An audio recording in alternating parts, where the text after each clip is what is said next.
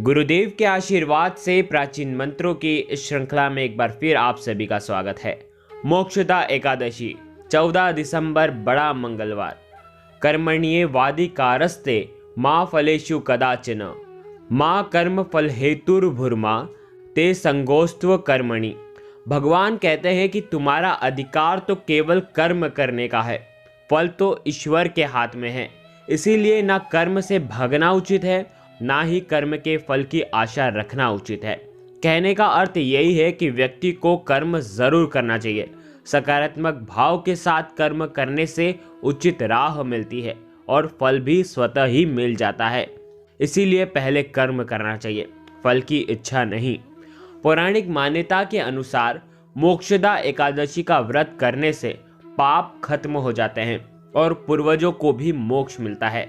नाम से ही जाना जाता है मोक्षदा। अगर इस मोक्षदा एकादशी का हम व्रत करते हैं और इसका पुण्य फल अगर हम हमारे पूर्वजों को देते हैं तो इसे उनको मोक्ष की प्राप्ति होती है। इस बार मोक्षदा एकादशी 14 दिसंबर बड़े मंगलवार पर है। मान्यता के अनुसार द्वापर युग में जब भगवान श्री कृष्ण ने अर्जुन को कुरुक्षेत्र में गीता ज्ञान दिया था, मार्गशीर्ष मास के शुक्ल पक्ष की एकादशी को विशेष माना गया है। इसीलिए इसे मोक्षदा एकादशी के साथ साथ गीता जयंती भी कहते हैं। आज के दिन आपको केवल 2 ऐसे दीपक प्रज्वलित करना है जो आपके जीवन से पितृदोष को समाप्त करेगी। जीवन में पितरों का आशीर्वाद होना हमारे लिए बेहद जरूरी है। हर कार्य में पितरों का आशीर्वाद होने से हर कार्य मंगलकारी होते हैं। किसी भी कार्य में विघ्न नहीं आता है। जीवन की तमाम समस्याएं पितरों के आशीर्वाद से दूर हो सकती है। पितृदोष से आपको मुक्ति मिलेगी और सभी परेशानियों का अंत होगा। यह एकादशी मोक्ष प्रदान करने वाली होती है और मोक्षदा एकादशी का व्रत जो भी व्यक्ति करते हैं उनके कई जन्मों के पाप तुरंत नष्ट हो जाते हैं और सुखकारी जीवन व्यतीत होने लगता है और अंत में मोक्ष की प्राप्ति भी मिलती है। मोक्षदा एकादशी का व्रत जो भी करते हैं उनके पूर्वज जो भी हैं, पिता हैं, दादा हैं या उनसे भी पूर्वज जो हैं, उन सभी की आत्माओं को मुक्ति मिल जाती है। अगर वो नरक की यातनाओं में हैं तो उनसे भी उन्हें मुक्ति मिलती है। इसलिए यह व्रत हमें जरूर करना चाहिए। व्रत ना हो तो आपको कम से कम उपाय जरूर करना चाहिए पितरों के निमित्त, पितरों की आत्मा की शांति के निमित्त। यदि आपको पितृदोष लगा हुआ है तो आपको आज के दिन उपाय जरूर करना चाहिए ताकि जीवन में आ रही समस्याएं दूर हो और आपको इसका पुण्य पूर्वजों को समर्पित कर देना चाहिए ताकि उनकी आत्मा को शांति मिले। मान्यता यह है कि इस व्रत के प्रभाव से पूर्वजों को सद्गति मिलती है और उनकी नाराजगी जितनी भी है वो सब समाप्त हो जाती है और आपको और आपके वंशजों को आशीर्वाद भी मिलता है। मोक्षदा एकादशी तिथि 13 दिसंबर सोमवार की रात में 9:32 से शुरू हो रही है और अगले दिन 14 दिसंबर को रात में 11:35 तक रहेगी। उदया तिथि की वजह से मोक्षदा एकादशी का व्रत 14 दिसंबर दिन मंगलवार को रखा जाएगा। व्रत का पारण 15 दिसंबर को सुबह 7:05 से सुबह 9:09 के बीच में। मोक्षदा एकादशी के दिन अगर आप व्रत नहीं कर पाते हैं तो आपको उपाय जरूर करना चाहिए। साथ ही साथ इस दिन आपको आपके आत्मा की शांति के लिए, पूर्वजों के आत्मा की शांति के लिए यानी कि पितरों के आत्मा की शांति के लिए में होगा गीता का पाठ भी अवश्य करना चाहिए। इस एकादशी पर भगवान श्री विष्णु को प्रसन्न करने के साथ साथ हमें हमारे पितरों को भी प्रसन्न करना चाहिए। इसीलिए पितरों को प्रसन्न करने के लिए कुछ उपाय आपको करना चाहिए ताकि आपको उसका शीघ्र फल आपके जीवन में देखने को मिले। आज के इस वीडियो में हम आपको शास्त्रों में बताया गया इस एकादशी पर करने वाला बहुत ही आसान और असरकारक उपाय बताने जा रहे हैं। इस उपाय को करने से भगवान श्री हरि विष्णु माता लक्ष्मी जी की कृपा से पितरों की आत्मा को शांति मिलती है। पितृदोष पितृ आशीर्वाद में बदल जाता है। यह उपाय आपको एकादशी के दिन संध्या काल में रात्रि के समय करना है। यह उपाय करने से पहले आपको शुद्धता का बहुत ध्यान रखना चाहिए और पवित्रता का तो विशेषकर ध्यान रखना चाहिए। केवल 2 दीपक का ये उपाय है। अद्भुत और सरल उपाय है। अच्छी तरह से हाथ मुंह धो करके वस्त्र धारण करने के बाद आपको ये उपाय करना चाहिए। आप आपके घर में जहाँ पर मंदिर है, ईशान कोण के वहाँ पर जहाँ पर आपका मंदिर है वहाँ पर आपको जाना चाहिए और वहाँ पर आपको 2 दीपक जलाना है।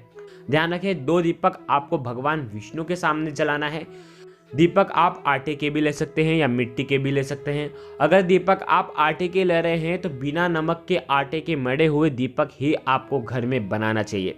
ध्यान रखें, दोनों दीपकों में आपको रुई की बाती लगानी है और उसके अंदर आपको सरसों का तेल भरना है। दोनों में सरसों का तेल भरना है।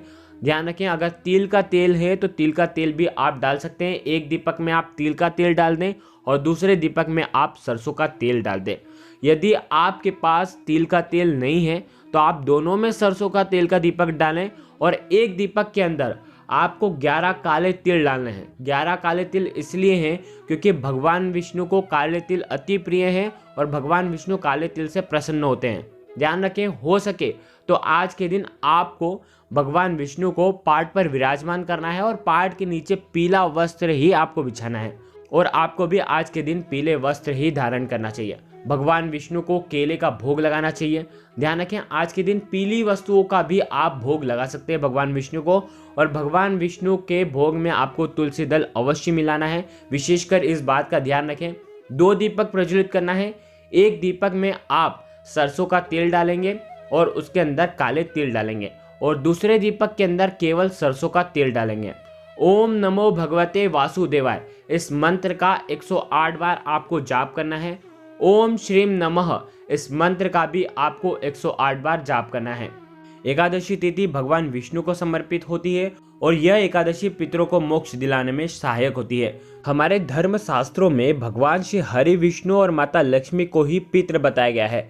इसीलिए पितरों के आत्मा की शांति के लिए आप सरसों के तेल का दीपक जला रहे हैं तो काले तिल डालना जरूरी है और हर एक काले तिल पर आपको ओम नमो भगवते वासुदेवाय का जाप करना है और आपको दीपक के अंदर डालना है। ये आपको आपके घर के जो भी नजदीक में पीपल का वृक्ष है वहां पर रख के आना है। ध्यान रखें, संध्या काल के समय सूर्यास्त के बाद ये उपाय करना है। पीपल का वृक्ष जो है वो शास्त्रों में विशेषकारी बताया गया है। शास्त्रों के अनुसार पीपल के वृक्ष में भगवान विष्णु माता लक्ष्मी का वास होता है। पीपल के वृक्ष में पितरों का भी वास माना जाता है। भगवान श्री हरि विष्णु माता लक्ष्मी के साथ साथ पितरों का भी आशीर्वाद आपको मिलता है और पितृदोष से आपको मुक्ति मिलती है और इसीलिए आपको पीपल वृक्ष के वहां पर आपको एक दीपक जलाना चाहिए और पीपल वृक्ष के सामने आपको 11 बार ओम नमो भगवते वासुदेवाय का जाप करना चाहिए। ओम पितृ देवताय नमः, इस मंत्र का भी आज आपको जाप करना चाहिए और भगवान विष्णु से प्रार्थना करनी चाहिए कि आपके पितृ जो भी हैं जिन्हें भी मुक्ति नहीं मिली है उनको जल्द से जल्द मुक्त करें, उनको जल्द से जल्द मोक्ष प्रदान करें। ऐसी अद्भुत आपको प्रार्थना करनी है भगवान विष्णु से। और साथ ही साथ अब आपको जो दूसरा दीपक है वो आपको आपके घर के दक्षिण पश्चिम के कोने में रखना है क्योंकि वो दिशा जो है वो पितरों की दिशा होती है और ध्यान रखें, जो दीपक की जो लो है वो दक्षिण दिशा की तरफ होनी चाहिए और आपको पितरों को प्रणाम करना है और जीवन में आ रही जितनी भी समस्या है उनको दूर करने की प्रार्थना करनी है और जाने अनजाने में कभी भी आपसे कुछ भी भूल हो गई हो उसके लिए आपको क्षमा मांगनी है। भगवान विष्णु माता लक्ष्मी और पितृदेव की कृपा से आपके जीवन में आर्थिक समृद्धि आपको मिलेगी और आपके जीवन के सारे कष्ट दूर होंगे। केवल 2 दीपक आपको जलाना है और आपके जीवन की तमाम समस्याएं ऐसे ही दूर हो जाएगी। बड़े भक्ति भाव से ये उपाय करिएगा। व्रत कर सकते हैं तो बहुत ही अच्छी बात है, नहीं तो कम से कम आपको ये उपाय तो जरूर करना चाहिए। गुरुदेव के आशीर्वाद से प्राचीन मंत्र, यंत्र और उपाय आपको प्रभावना के रूप में दिए जा रहे हैं। आपके अपने इस चैनल को लाइक करें, शेयर करें, सब्सक्राइब करें और बेल आइकन को जरूर प्रेस करें। जय माता रानी, जय गुरुदेव, प्रणाम।